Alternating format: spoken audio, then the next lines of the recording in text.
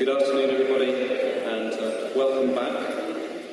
I hope you all had an enjoyable lunch and an opportunity to meet some people you haven't met before.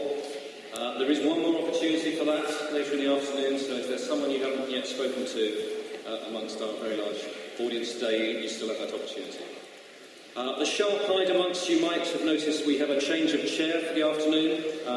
My name is John Hopes. I'm a Vice President of the OR Society, and I'll be chairing the next few sessions.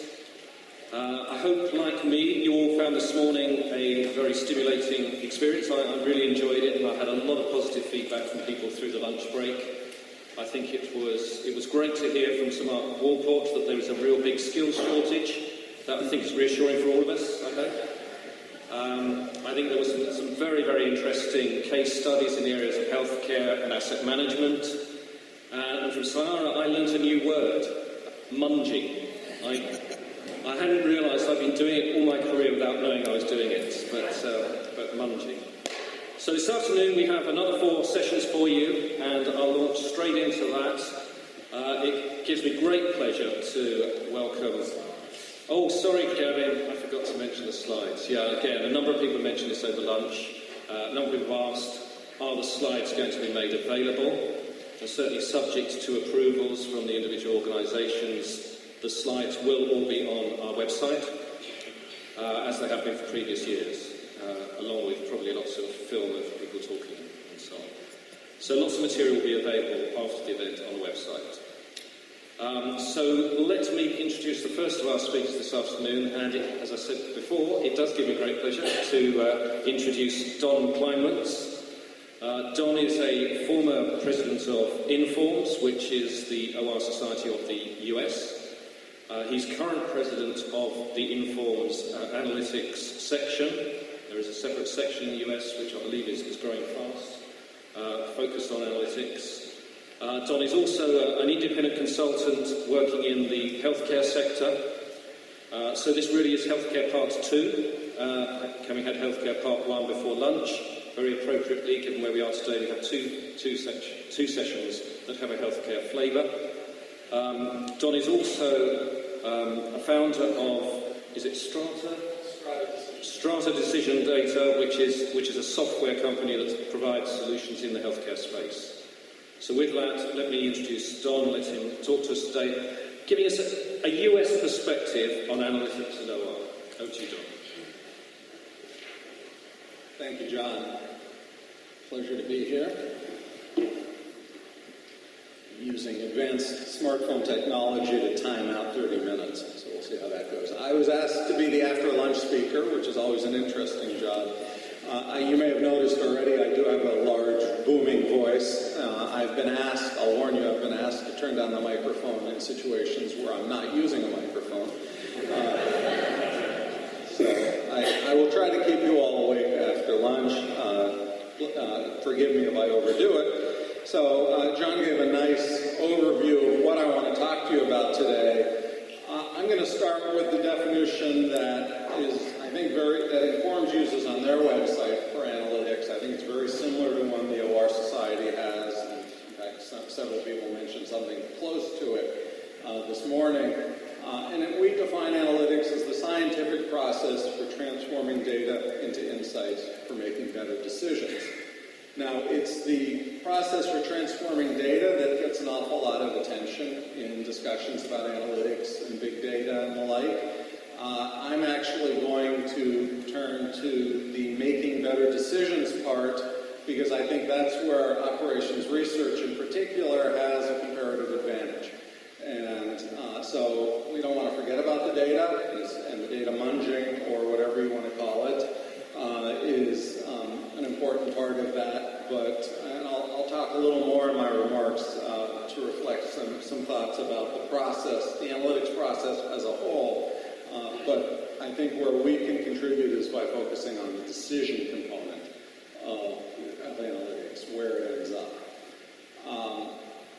I did a little data mining in preparation for this presentation. In particular, I don't know how many of you have fooled around with Google Trends, which is a way of generating pretty pictures showing various kinds of graphic representations of relative search frequencies on Google. And so you can put in various search terms. And this may or may not be easy for you to see from in back, but there's a blue line. There's a red line that starts out way at the bottom, essentially at 0, and has started rising quickly. And this is by year, ranging from 2004 or so out to the present time, with some dotted lines indicating their little trend extrapolation. And then there is a yellow line that starts out somewhere between the red and the blue and drops off to pretty darn close to 0. Okay, let me tell you exactly what these 3 lines represent. The first one represents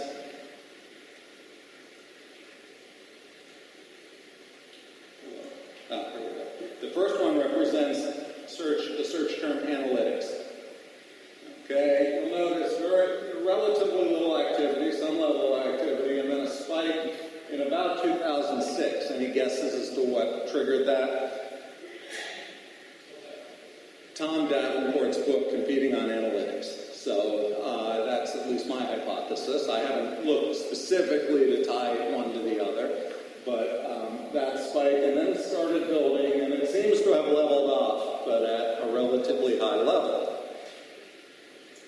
Any guesses as to what the red line represents? Big data, good guess.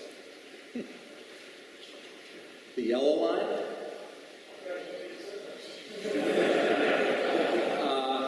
And I was in a little bit of a hurry, so trust me, the results are identical if I do operational research. I think Google's search algorithms are smart enough to treat those two terms as more or less interchangeable, and there's various ways to build logical OR queries to be sure of that, but it won't make a difference. And so in terms of relative interest, in terms of what has captured the public at large, and this is all Google search activity, of course, analytics has clearly sparked something out there, and we all know this from our day-to-day lives. And much as we would like operations research to be, and by the way, forgive me, I was going to translate operations research into operational research all through my talk, but I decided I would screw that up and be totally random about it if I did try that. So I'm going to stick to what I know, which is operations research. OR, that's better. OR is obviously, as much as we would like it to be, a household word, as much as both Informs and the OR Society have been pushing the science of better and the concept of selling OR. It hasn't caught on. Now, one hypothesis would be to get Tom Davenport to write a book on it, but on the other hand, he's also a smart guy and he's very selective about what he writes books on, and I think he spent a lot of time talking to the Informs folks anyway, and is involved with our analytics push. I think if he wanted to write a book on OR, he would have done it already. The other interesting thing you can do here is look at regional breakdowns. And by region, I was not surprised to see that India leads the pack, and this is in relative frequency of the search term. I would assume relative to all search activity in that country, but closely followed by the Netherlands and the UK. The US is in darker blue than much of the map, so it is higher, but it is not in the top ranks. That may indicate, of course, that just reflects a higher level of search activity on unrelated or irrelevant things, people searching on their favorite sports team or what have you in the U.S. But so interest is high, but there seems to be a particular peak of interest in certain locales around the world, including India and the UK. So I guess I'm not surprised that you have an active and growing group focused on analytics.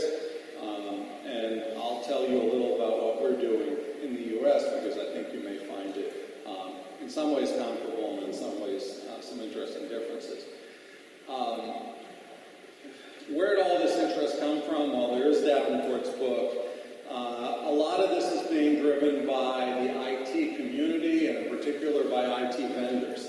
There have been some estimates of booming and continuing to booming market size for analytics software or hardware sales driven by analytics software, for services related to that, and many of you are involved with consultancies of one type or another and probably live this in your day-to-day lives. Analytics is huge and seems to be growing as a business. I attended the Healthcare Information Management Systems Society conference recently in Las Vegas. It was in Orlando this year. They run together year after year.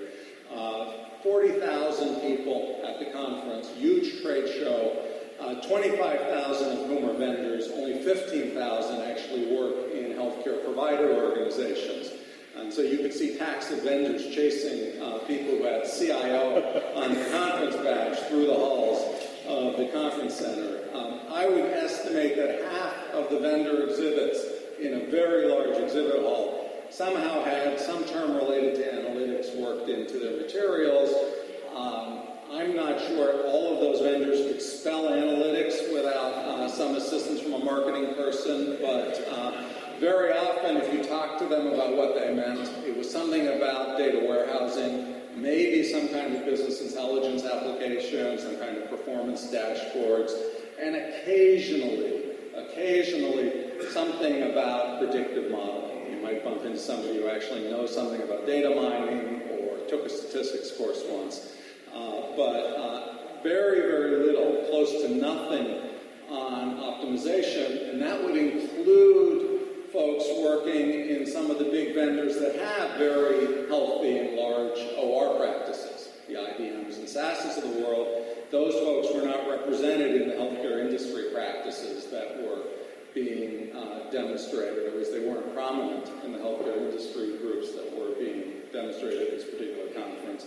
Healthcare isn't alone. I think there's a tremendous amount of interest and enthusiasm for analytics, and many people in the industry spaces know they need it, but they don't know quite what it is they need. I view that as an opportunity for us. So let me say a little more about the nature of the opportunity. And this was just a slide to demonstrate that big data is there. It's this sort of big looming presence that gets a disproportionate share of attention. Some folks, the most interesting version of this, several of the folks I know who work for some large corporations sort of shrug their shoulders and say, well, we don't talk about big data because we've always had big data, and it's just data. And we may be developing some new techniques to deal with it, to deal with larger and better data sets, but they aren't necessarily, and I was just having a side conversation about this before, and they aren't necessarily using new techniques to analyze it. So if you use the SAS in database procedures, they may be completely rewritten on the inside to do in-database analytics, which can handle much larger data sets, but the procedures you're running are still means and variances and other sort of common statistical procedures. So the folks that had to write the algorithms had to rethink how they did the calculations to handle larger quantities of data, but fundamentally the analytics themselves haven't changed a lot. Data mining has gotten a lot of attention, but I'm sort of amazed when I listen to presentations of applications in data mining, how some of those folks with backgrounds in computer science have rediscovered things that I was told when I took my first statistics courses on regression analysis for forecasting or on econometrics. And they're sort of discovering some of the same practical lessons that have been known in that space. Those algorithms seem to be able to handle larger data sets to do better automated analysis, but the lessons learned don't seem to be that much different. Having said that, I think there are some flavors of big data that doesn't get as much attention that we have to pay some attention to. So if you think about, I've got the 3 V's here, but I feel perfectly comfortable adding the 4th V for veracity. But it's really the variety component and the notion that we're starting to get lots and lots of large data sets with lots of free text. In healthcare context, the most valuable information in a medical health record are often the doctor's dictated notes. And coding and analyzing those using some form of text analytics and or natural language processing is a truly challenging undertaking. And so even an organization with the resources of IBM and their Watson project are working very hard and having a slog of it to try to develop useful applications that really take advantage of all the data that's coming together in online forms of various types. So some of this is just a review of things many of you already know about analytics. I do want to call attention to, this is actually a variation on a chart that's in Tom Davenport's book, and that's gotten a lot of attention. I think it was originally credited to SAS Institute. And it's their BI and analytics hierarchy, where it sort of starts with reporting, queries, alerts, statistical analysis, forecasting and extrapolation techniques, predictive modeling, and at the top of the heap is optimization. And so that's the usual sort of descriptive, predictive, and prescriptive parsing of the analytics space, and presented as a hierarchy. And Davenport's theme, or one of Davenport's theme, and one that I think we as OR people ought to share, is that as you move up the sophistication or up the hierarchy, the models get more complicated, more sophisticated, but also more valuable to the decision makers. And I think the reason why is because the usual sort of the descriptive is where were we and where are we now. So performance reporting being a nice example of that. Predictive is what's going to happen in the future, and presumably using data to drive those predictions. And then the prescriptive is what should we do about it? Okay? And rather than talking about what's the question, I prefer to talk about what's the decision. Because for predictive information to be really useful, you've got to drive it into action. And deciding what to do, what actions to take, is really the core of decisions that you have to make in organizations, whether it's business, government, or what have you. And so it's the decision-making component. So it's the difference of saying, well, I have to, what's the probability that there's going to be rain tomorrow, versus should I bring my umbrella with me or not? Okay, the prediction of whether it's going to rain or not, the probability of rain tomorrow, is relevant to my decision, but there are other considerations that come into play. There are the consequences of the decision. Do I want to drag the umbrella around with me? What will happen if I'm walking out in the rain and my suit gets wet, and then I have to go give a presentation or what have you? So how you balance those, how you translate from the prediction to action is where the real value is in important decisions. That may be a relatively trivial example, unless it's you, of course, that gets rained on. But if you think about real-world decisions, the same considerations apply. But what happened to the rest of operations research? All operations research is not optimization. Optimization is an important and very useful subset of OR, but there are many other flavors of OR out there. And so my restacking of this is there's sort of the data warehouse and the underlying core systems data layer of analytics.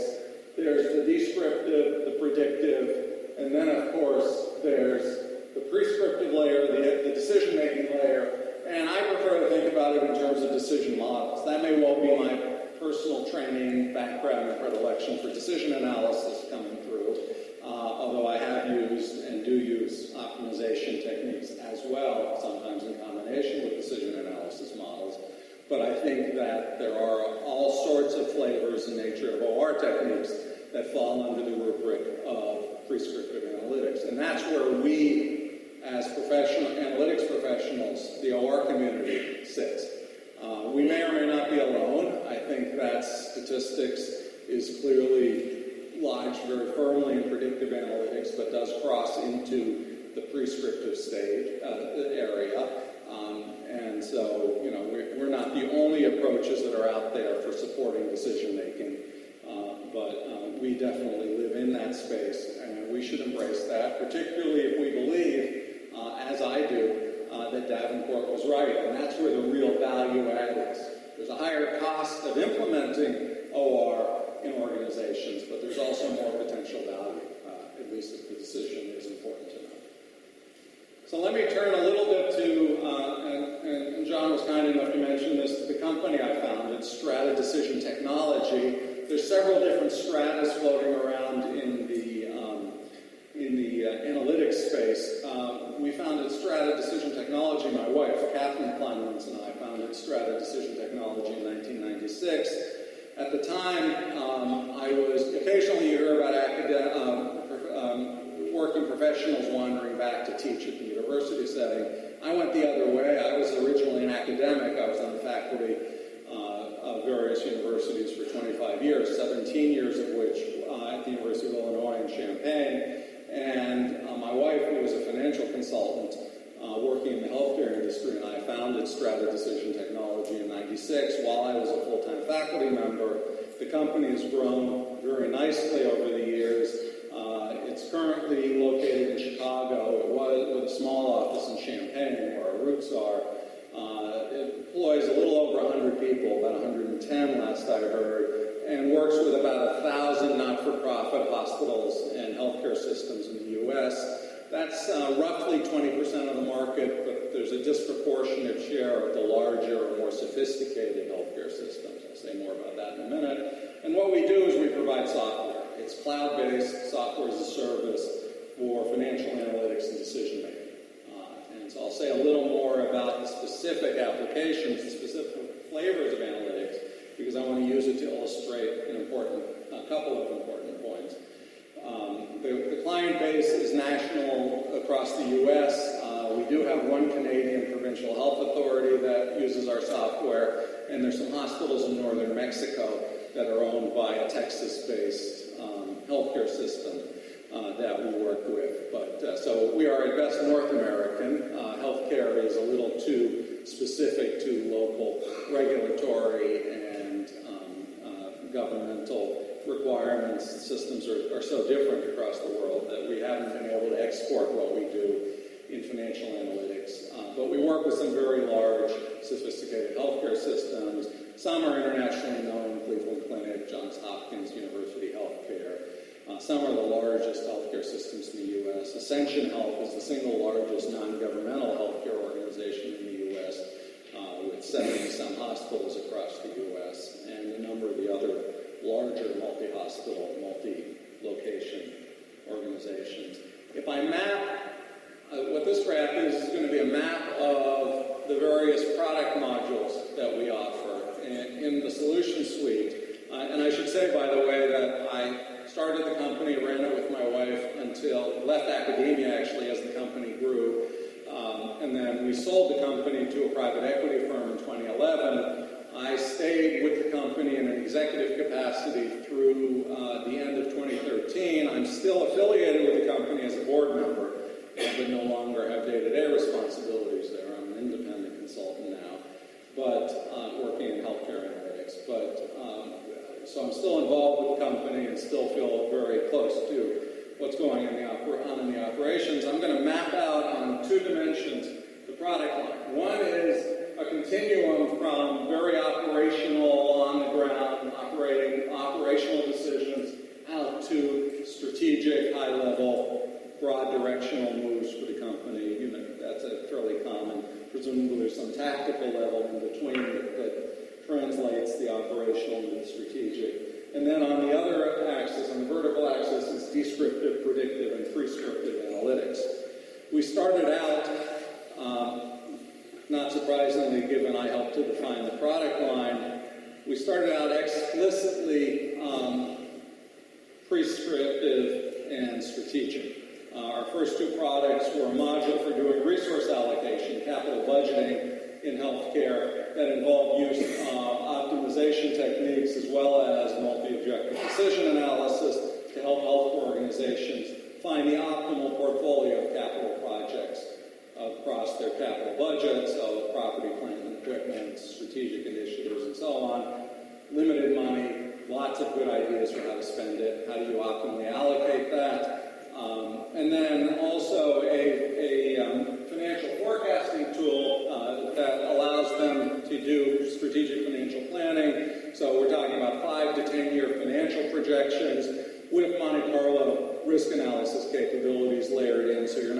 operating in the make-believe spreadsheet world of point estimates, but instead can layer in uncertainty about the underlying assumptions in your model and understand how that all combines to produce a risk profile for the organization as they're looking at major initiatives or other strategic moves going forward. Then our clients spoke, and we had considerable success selling those three products into healthcare systems and hospitals. Our clients spoke and they said, oh, by the way, it's not enough to tell us how to construct an optimal portfolio of capital. You also needed to give us tracking capabilities so we could actually see whether the projects got implemented at all, whether they spent what they were told they should spend on them, and whether they are achieving the promised results. Why is that important? Well, it's important because you need to think about accountability, and accountability is an important part of any budgeting process. Can't argue with that. And we continued the dialogue, and as we built out the rest of a very complete solution set, we discovered the clients were pulling us back down toward the operational and the descriptive. Why? That's where the industry is. Okay? And if you think about this as a hierarchy, or if you think about, say, an analytics maturity model, some industries and some organizations have more maturity in the use of analytics than others. If you're an organization that's building your very first ever data warehouse, I'm not sure you're ready for sophisticated prediction models for sophisticated optimization. Just getting the data into one place, taking care of the veracity V of big data, taking care of actually figuring out what the data says now and is it accurate, and understanding it may be all you can handle for now.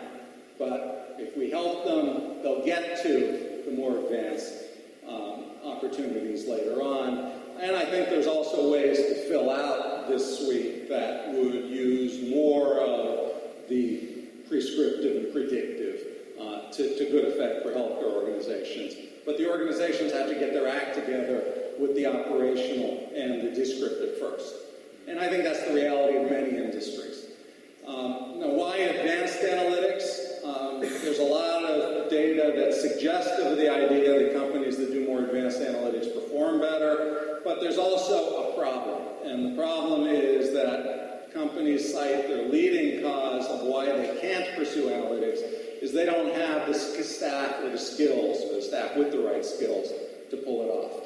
Well, OR professionals are, many of us, in the business of training professionals in that area, or future professionals in those areas. So I think there's an opportunity for us to step in. Now, in the interest of time, let me just pivot and talk about what Informs is doing around analytics. Informs has about 11,000 members. That's actually up from what had been a steady state of about 10,000 for many years. It's not clear exactly why it's happening, but our push into analytics seems to be a factor. I won't say it's the cause, but it seems to be a factor. Having said that, we are predominantly academics still. There are about 30% of our members are practitioners of one type or another, government or industry, but predominantly academic. I should mention there's also an international membership. There are actually more Canadians in Informs than there are members of the Canadian OR Society. Part of that is because that's the most economical way to subscribe to Informs scholarly journals, which are a leading resource in the field and very successful worldwide. Why analytics at Informs? Well, analytics is being pursued as a top-down, board-driven initiative at Informs. Why? Well, my take on it is we're using analytics as a lever to increase our engagement with individuals and organizations. Okay? The science of better didn't work for us. It didn't turn every company into would-be OR people. Okay? It did not increase the level of interest in OR measurably, but the interest in the analytics is out there, and it's relevant to OR. And we can add to that, we can build on that, and we can lever that into more visibility by positioning ourselves as the advanced flavor of analytics. Okay? We rebranded our annual conference on practice to be the annual conference on business analytics in OR. attendance doubled. Okay, that's anecdotal, but it's also true. We publish Analytics Magazine, which is a bi-monthly online-only publication. Some of you may have seen it. It's free, available free on the web, so I recommend it. And then I'll say a little more, very briefly, given time, on the section on analytics and our push toward a certification credential. And there's a couple other things I just want to mention in passing. We're trying the first ever conference on the business of big data. It'll be this June in San Jose, California, starting a continuing education program, which we've never had before, and are working on an analytics maturity model to help formalize the idea that there is this hierarchy of capabilities in analytics, and that you can use this model to help model your growth towards more sophisticated analytics. We established the section on analytics in 2011, initially with about 500 members. It's grown nicely. We're currently at about 830 members as of the end of last year. We've got a LinkedIn group that has over 1,000 members, so you don't have to be a member of Informs or of the analytics section to join the LinkedIn group. We held a regional conference last summer, and I believe we're planning another one for this summer. It's a joint meeting with the Chicago chapter of Informs. Very similar in format and spirit to this and size to this meeting. We did it last year because there were 3 analytics section officers who lived in the general Chicago area, 2 in Chicago and 1 out in Wisconsin, close by. And so it just was a happenstance, and it worked. And hopefully we're going to export that model beyond that. Let me turn to certification and just say something for just a minute about certification. We're trying to help organizations certify that their professionals have capabilities in analytics. What that means turns out to be very tricky. Okay? And how you do that, we tried to be, this is not a certification in OR. This is a certification in analytics. And so we performed an analytics professional job task analysis that took quite a bit of time, and we took it very seriously. And you'll notice the stuff that would go into an OR degree program really falls into items 4 and 5, methodology selection and model building. But a lot of the weight in this certification process goes to things like business problem framing, analytics problem framing, deciding what the question is, to use Sayara's term, and I'm about out of time. As well as the deployment and lifecycle management, anybody who's done applications and practice is familiar with those sorts of stages and those challenges. And we want to certify that someone has expertise across that whole range of job skills. Variety of things we look for, some mix of education and experience, and there's differing work requirements in terms of number of years experience depending on your prior education level, whether your undergraduate degree is in a relevant or an irrelevant discipline. Broadly defined, statistics is as good as OR, and I think they've even scoped in industrial engineering and a set of other, systems engineering and a set of other related degree areas. There's a written exam, multiple choice, testing across all 7 domains. You have to have a former employer or a client, in the case of a consultant, certify certain of the soft skills that this person is effective, essentially. That's the most troublesome aspect of the certification. And then finally, we have a code of ethics, and you have to agree to maintain that code of ethics. We have a semi-independent board, some representation from the Informs board, but a lot of people who are not affiliated with Informs to set this up as something that is not simply a moneymaker for Informs. You have to continue some professional education and do other activities to keep the certification up over 3-year renewal periods. And then the most exciting is as of May 1st, as of tomorrow, this will be available worldwide. We've partnered with a company that does computer-based test administration to offer it. We've had a tremendous amount of interest from India, and some interest from Europe for this degree program. And so we're going to be offering this in a self-administered, computer-administered testing format that's safe and secure. And there happen to be, I think, 11 locations across the UK. If you are interested, I have a one-page flyer about it, and it'll lead you to the Inform's website to provide more information. Let me stop at this point and open things up for questions and discussion. Thanks very much, John. I think we do have time for a couple of questions at least, without holding up the timetable. So, any questions for Tom? Yeah, there's one down the front here. Go. Well done on the left-hand side. In the last 25 years that I've been working in the industry, I've encountered teams, no matter if you call them insight teams or big data teams or data science teams, whatever, answering to different company functions. Sometimes it's IT, sometimes it's marketing, sometimes it's finance. I was answering to the finance level. What do you believe should be the right location of such a team that does analytics for the company? Anywhere that works for the organization in question. I don't think there's a right answer. Different organizations have different reasons and different histories for why it happened. I get most nervous when it's housed inside of IT. Okay, and maybe it's because I worked for many years with the chief financial officers people as my client in my client organizations, and IT was usually the enemy. But there are many other organizations where analytics, data science, and related things have, and even OR, have prospered and done well inside of IT. It's just that IT professionals sometimes think that if you get all the data into a single data warehouse, then all your problems are solved. And I think anybody that works in any of the various areas we're discussing, whether it's data science or OR or what have you, knows that that's just when the fun can really start. And that figuring out what the right questions are, how to answer them, and then making it work in the organization is the tough part. So, I think there's probably different answers for different industries and different organizations. One more question, sir. Tony O'Connor from the Government OR Service. Tom, thank you for the presentation, but I think it's more of a challenge back to you. Your distribution there of a particular type of skills that you had on the side, I don't know if you can flick back to it.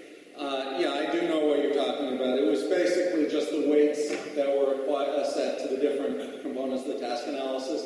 To be perfectly full disclosure, I was not involved in constructing the job task analysis or the exam. So how they arrived at that set of weights, I don't know. It was a fairly high-powered group of folks that put it together. Why they chose what they did, I'll tell you that the one characteristic that they emphasized was that the model building and the model, choosing the methodology and the model building, the stuff we teach in OR programs, for instance, was less than half the weight. It was about a third of the weight. That's the point I'd like to make, because actually I think in the practitioner space, most of my time is spent at the very beginning, at the top of that chart, in terms of understanding the business and challenging them. And in some ways, we don't actually get to build the model because it's about interpreting what's going right. I agree, and that's my experience as well. Part of what I would say about that is that turns out to be one of the harder things to test on. It turns out to be one of the harder things to certify on. That somebody actually understands how to figure out what the decision is, who the stakeholders are, and get them to articulate it in a form that you can then translate it into something that looks like good analytics or good OR modeling or whatever the case may be. I'd offer you a metric. It's when you're asked back to do it again. That's a good metric. If they want to keep using it more than once, and if they ask you to come back and solve other problems, I agree. That's an excellent metric, and that's certainly the way other folks I know who have done either in-house well, certainly that's the measure for external consultancies, because they go out of business otherwise, but for internal consultancies, that's a good measure of success, is you're building an audience for what you can do for your capabilities within your organization. Okay, I'm afraid we're going to have to finish it there. So if you have any other questions, obviously there's the tea break. I'd like to thank Don again for coming all the way from the US and dealing with the journey from Heathrow yesterday on the day of the tube strike. Thank you, John. Thank you very much indeed.